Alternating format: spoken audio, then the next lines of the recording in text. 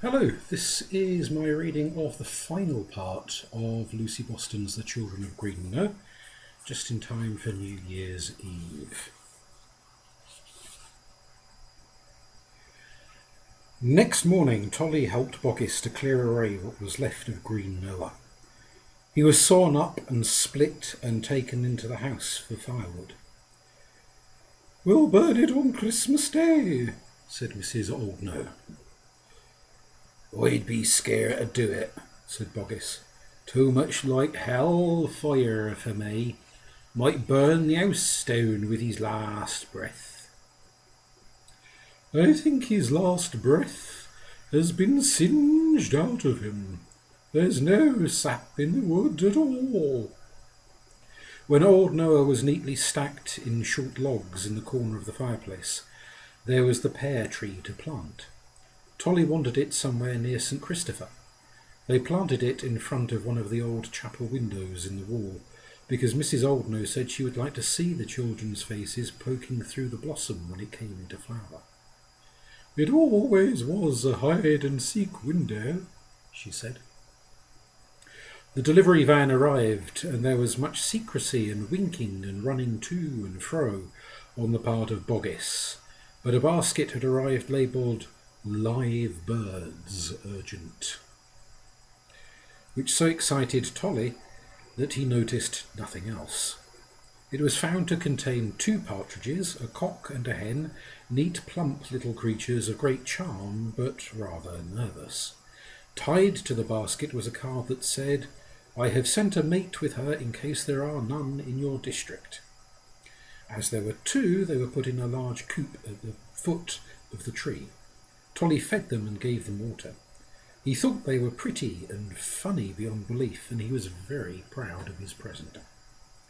Before tea, when it was getting dark, he tied a label onto the coop, on which he had printed, as well as he could in different coloured crayons, T.A.L., with much love from T. Then he covered the coop with a sack to keep the partridges warm for the night. When Boggis came in to wish them good night and a Merry Christmas tomorrow, Mrs. Old Knowe and Tolly gave him a bulky parcel for his great-grandson Percy. What are you giving him, Boggis?" said Tolly. Boggis's face was just a red, teasing twinkle. "I always give him the same every year," he said. "A box of licorice all sorts." "Boggis," said Mrs. Old Knowe. "Oh, he likes that, ma'am. He knows it's coming. He looks forward to that." Tolly did the animal's tree last of all. Mrs. Old Knowe had given him several triangles of cheese that he pierced with a wire and hung up on a branch. He had burnt holes in the coconut with a red-hot poker, and that was hung up too. He put the nuts and almonds and raisins in a hollow in the trunk, a mound of crumbs and grated cheese on the ground, another of ants' eggs and another of pine kernels, the truffles in a saucer near the pile of twigs where once Truepenny had disappeared, a big cabbage for the rabbit and Wat, and some oats in a wooden bucket.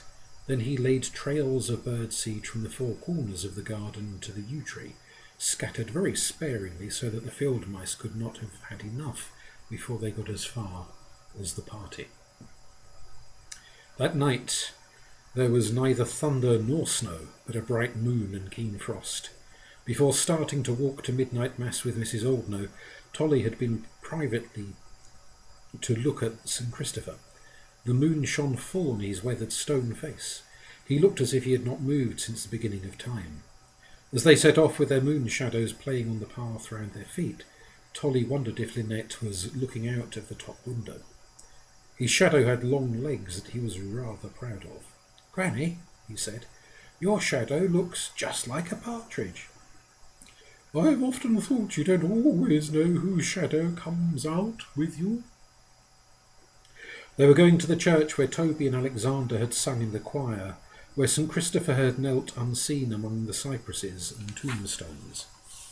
The footpath went along beside the river, through wide flat meadows. It was surrounded by miles and miles of silent moonlight. There was almost no view but sky. Tolly had not yet been to the church. He imagined it as the most beautiful and exciting end to a thrilling walk. In fact, he was confusing it in his mind with that other church where Alexander had experimented with echoes, and which he had called Joyous Guard. In the moonlight, the frozen meadow looked like sheets of frosted glass, and the river like gold, old gold, full of black creases like Lynette's bracelet, when they were cleaning it. The cold made an eerie humming in the telegraph wires, a sound that grew suddenly alarmingly loud if Tolly put his ear against the post. There were no lights showing from any cottage window, nor any living creature out in the countryside but themselves. It was a long walk. It took them an hour and felt like a pilgrimage.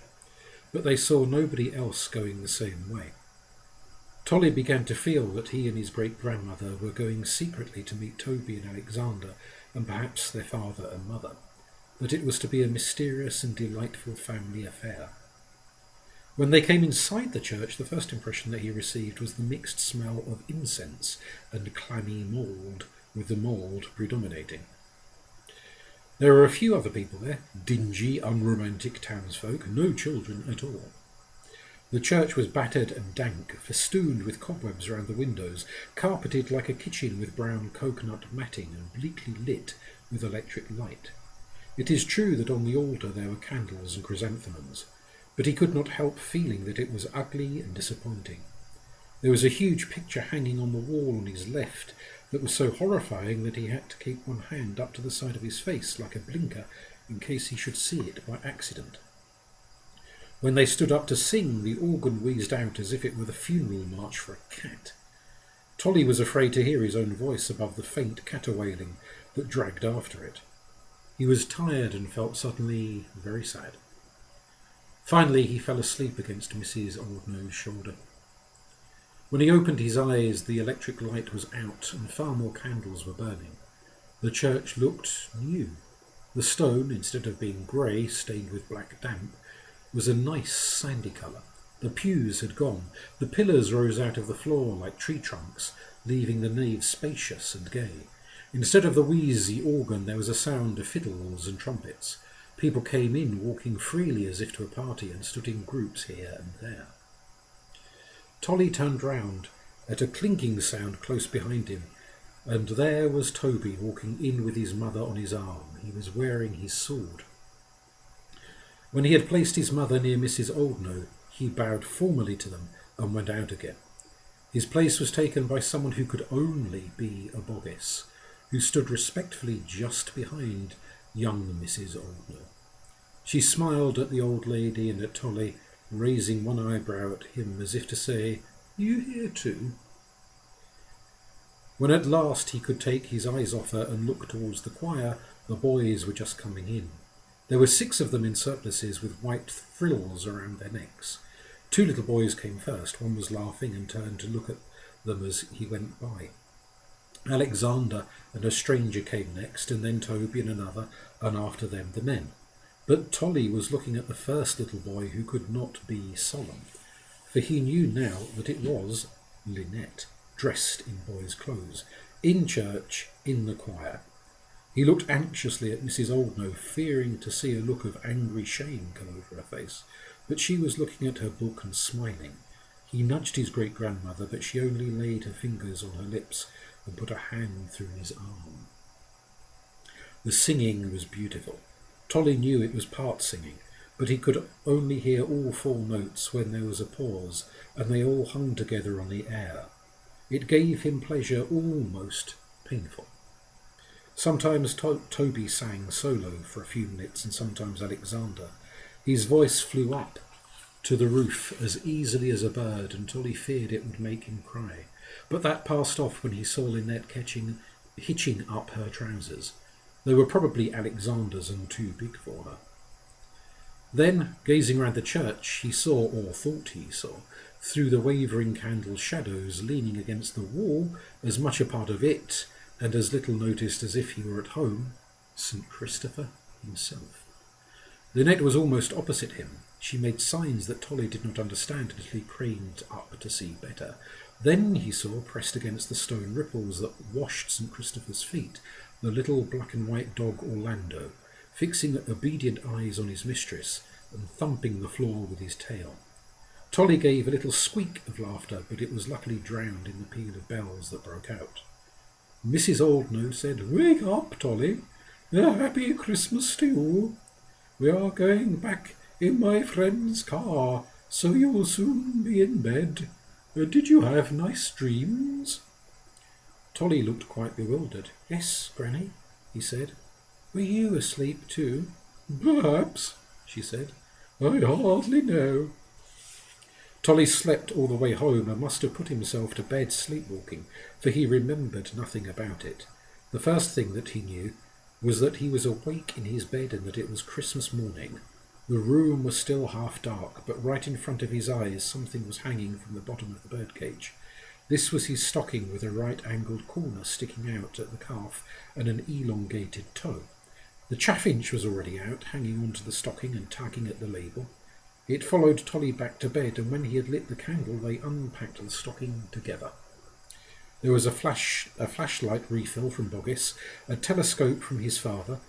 In his bedroom he could only use the wrong end, but it was almost better. He looked at the rocking horse, and it would have fitted into a matchbox. He found Toby's saw, the right size for a chaffinch. The chaffinch was hard to find, no bigger than a ladybird. In the looking-glass opposite his bed he saw himself as if across a wide valley, miles and miles away, and if the things in the room were small, their doubles in the doll's house had reached a vanishing point. The thing that stuck out of the calf of the stocking was a tin box shaped like Noah's Ark, filled with biscuits, each of which was glazed with brown sugar and had on it a picture of an animal in white sugar. He found a hare, a squirrel, a fox, a deer, a dog, a hedgehog, a peacock, a fish, an owl, and, of course, a horse. Tolly couldn't bear to eat any of them except the owl. He bit its head off in one bite, then held it out in his lips to the chaffinch, who pecked at it once or twice, then gave a sharp, determined tug and flew away with the piece. After that they shared the fish and then the peacock. Next came 2 boxes of Bengal matches, one green and one red. Tolly struck one and saw the chaffinch cock a startled eye like a bright round emerald. "Now I'll make you see red," said Tolly, striking a red one. But the chaffinch did not like that at all. He drew all his feathers tight round him in a fright and flew off to the cage. The toe of the stocking had a banana, a tangerine and an apple. Last of all, Tolly opened an envelope tied to the top. He expected, for no one can help expecting a little, that it would contain a postal order, perhaps for 2 and 6 or even 5 shillings. It contained a Christmas card with a picture of 2 curly white china dogs with black faces. Underneath was written in his great-grandmother's hand, "Their names are Wait and See." Tolly laughed, but he felt sure it meant something more. He put his legs out of bed to start to get dressed, but at first he could not see his clothes. Someone had thrown what looked like an old curtain over them.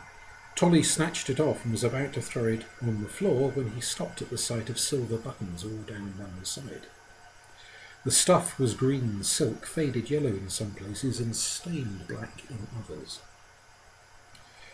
He held it at arm's length, turning it about to see what it was. It was not a woman's blouse. It was some kind of coat with big skirt pockets outlined in tarnished cord. Tolly put it on and looked at himself in the mirror. His own black eyes looked straight back at him, and immediately he knew what he was wearing. His heart felt as if he would jump out of his mouth. "You should try wearing his clothes," Alexander had said. The coat was much too big for him, but he rolled up the sleeves, dropped the apple from the stocking into the deep pocket, and off in his bare feet he went down the twisting wooden stairs that, with practice, had come to seem so easy and rapid, along the cold brick floor of the entrance hall, running as fast as he could across the hurting gravel drive, hardly noticing the strange morning twilight, only pausing outside the stable. Here he took a long breath and walked with what he hoped was Toby's step into the shadowy stall, closing his eyes for fear of disappointment. There was a steaminess and a friendly, lived-in smell. Tolly stood there like someone in a trance with his hands over his face, and heard a stirring of feet in straw. Then warm, velvety lips began to try and pull his fingers away from his eyes. With his eyes still closed, he put his arms round a bending neck, just behind the ears, twinning his fingers in the long mane that fell over them. Then he felt a prod on his thigh from the apple in his pocket, which was being nosed and pushed about.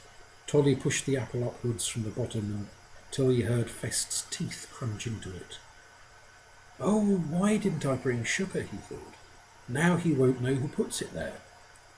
Just then the outer stable door swung wide open with a bang as Boggis tramped in, wheeling his bicycle, whistling loudly. The dust raised by the slam must have gone into Tolly's nose. He sneezed and sneezed and sneezed again. "Stroth," said Boggis, looking over into the empty stall where Tolly cut a peculiar figure in his old-fashioned ragged coat and bare feet, sneezing in the dust of centuries. "What in heaven's name is going on here? I thought you were a gypsy. What's that you got on?" "Happy Christmas, Boggis," said Tolly. "These are my special Christmas clothes." He went pattering off towards the house, but skirted round the garden path, partly to avoid the painful gravel, partly because in imagination he was riding a high-spirited horse and needed room to gallop. As he came along the lawn, he saw the children grouped near the tree. Lynette was holding one of the partridges in her lap and feeding the other with corn. The peacock was sharing it, looking for once very beautiful and gracious. Toby was coatless, wearing a shirt which had full sleeves like a bishop's with lace at the wrist. He looked slim and athletic, as if he had just come from a fencing lesson. He was holding and examining something which, as Tolly drew nearer, stuffing his hands into the pocket of Toby's coat with quiet swagger, he saw was Truepenny.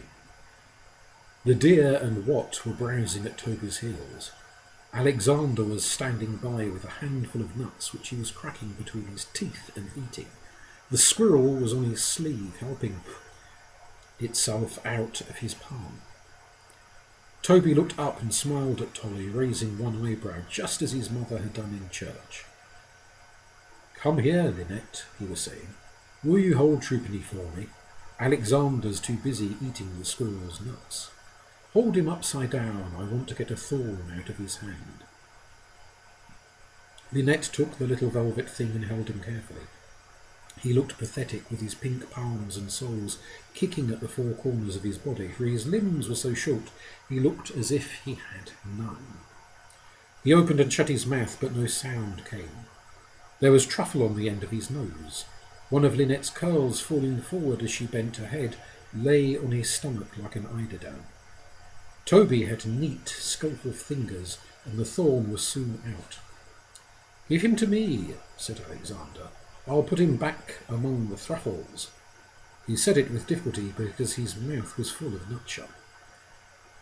"Did they all come?" asked Tolly. "Oh, yes, it has been a splendid breakfast party. I wondered where you were," said Toby, grinning at him. "I had to tie Reynard up because the new partridges were too much for him. Even the badger came today. He ate all the raisins." Lynette looked round, all alive with fun. "The partridges are sweet," she said. "I've got a pocket full of field mice too. Look." She put a hand into the pocket of a silk apron and brought out a bright-eyed handful. One of them she put on the ground. It ran towards Tolly, so he picked it up and tied it in his handkerchief and put it in his pocket. "I think I'll keep that one. And tame it," he said. They all laughed. "Yes, I'll keep it and tame it," echoed Lynette, laughing like a little mad thing. Her laughter was drowned in a rushing sound almost like a passing aeroplane, but it was only the arrival of the starlings. They descended in a gabbling cloud, blotting out everything else for a moment, and when they had alighted, the ground was carpeted with their waddling, shiny figures, pecking at top speed to right and left among the crumbs of the feast. They had the place to themselves. Tolly had gained a new confidence, perhaps because he was wearing Toby's coat. He no longer feared that the children would disappear and leave him. and perhaps never come back.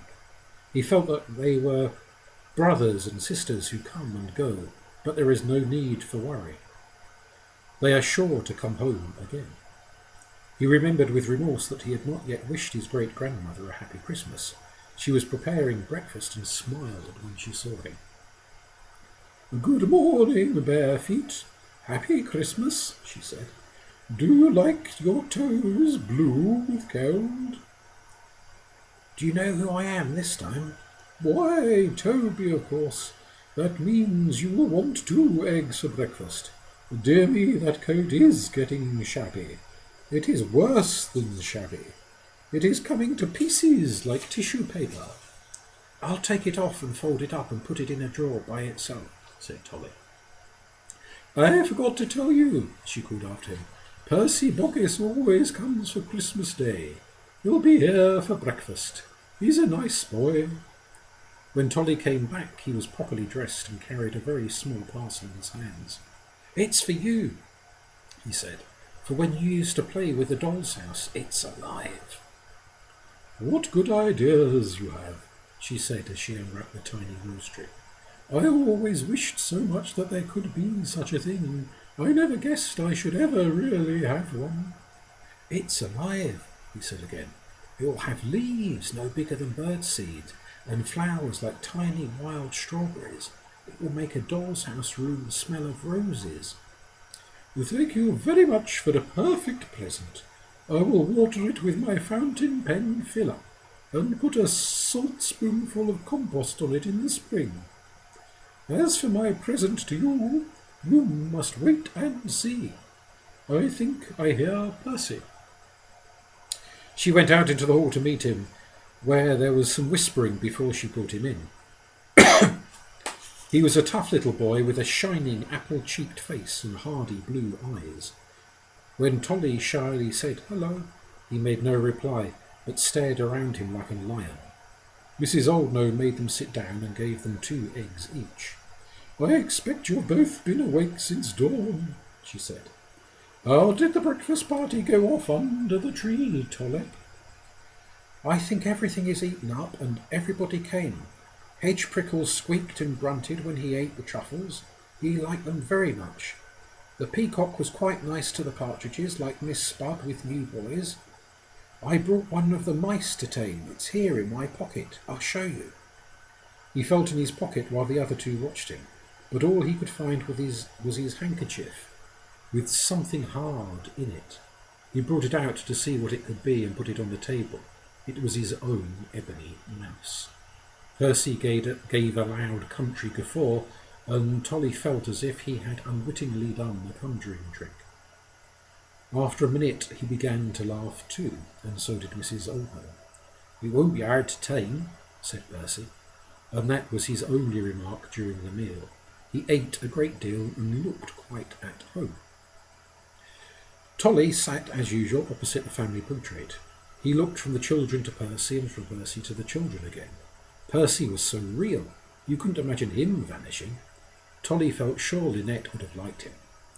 There ought, he thought, to have been a Boggis somewhere in the picture, if only in the garden that you can see through the window at the back. Or perhaps he was standing beside the painter, watching how he did it, and it was someone like Percy that Lynette was really laughing at and with, and not at the artist at all. Breakfast was over. Tolly's eyes, still smiling from what he imagined in the picture, came down and met Percy Boggis's bold blue gaze and was answered with a wide grin.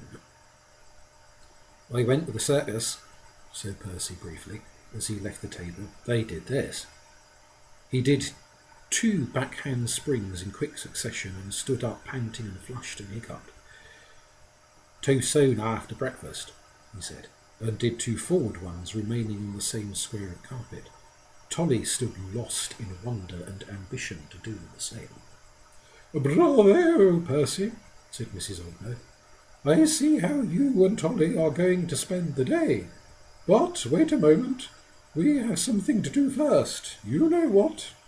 "Oh, said Percy, disappearing from the room without more explanation. "Tolly, shut your eyes and hold out your arms. Come in, Percy. You can give it to him. Tolly stood there with his eyes shut, remembering the soft nose in the stables and the bump of the apple against his thigh, when suddenly his waiting arms were weighed down by a bundle of electrical activity so twisting and squirming that it was all he could do to hold it. "It's Orlando!" he called out, opening his eyes. "It's a real Orlando! Is he mine?" "He's yours from now on." Orlando was tugging at Tolly's sleeve, showing a great deal of white of eye. Tolly could not so much as speak to anyone else without getting his fingers nipped with pin teeth to recall his wandering attention. Puppy barks in a voice not yet broken made all conversation impossible. The two boys and Orlando set off all their surplus energy for half an hour. Then Percy said, "In the circus they made them jump through hoops." "I know where there's a hoop," said Tolly, "hanging on a nail in Boggus's woodloft." "My old hoop," said Mrs. Oldknow. "Tolly, your eyes really do see everything. Go off, both of you, and get it." Percy went down the garden in a series of cartwheels. Tolly was learning too, but Orlando was always barking either at his hands or his feet, and if he fell the penalty was to be nibbled alive with pin teeth down the back of his neck and under his chin, or worst of all, on the bare back of his knees. There is no need to describe the rest of Christmas Day. The turkey stuffed with chestnuts, the plum pudding that Tolly lit and Percy carried to the table in the circle of forget-me-not blue flames, the crystallised fruit, the crackers after tea from which Mrs. Oldknow drew a white paper bonnet that made her look more like the grandmother in the picture than ever. Tolly and Percy were luckier. Their crackers dropped tiny metal aeroplanes and snakes' eggs. Orlando shared everything. He even pulled a cracker with Tolly. Out of it he got a rolled-up paper tongue that, when Tolly blew, shot out suddenly to a stiff arm's length and flicked him on the nose, always slipping back into its roll before he could bite it. When at last Mrs. Oldknow came up to say good night, Tolly and Orlando were quite worn out. Orlando curled up on the bed and would not open an eye, however much Tolly nudged him. Tolly's eyes wandered sleepily over his room, acknowledging all his treasures and their shadows that he loved perhaps almost more. "Must I go to school next term?" he asked. Mrs. Oldknow kissed him good night. "I can't waste your singing or Miss Spud any more," she said. "You're going to the choir school at Great Church. I think they may let you sing on the choir. How Alexander would have envied you, and of course all the holidays will be here, and your father has written that he wants you to learn to ride." Happy New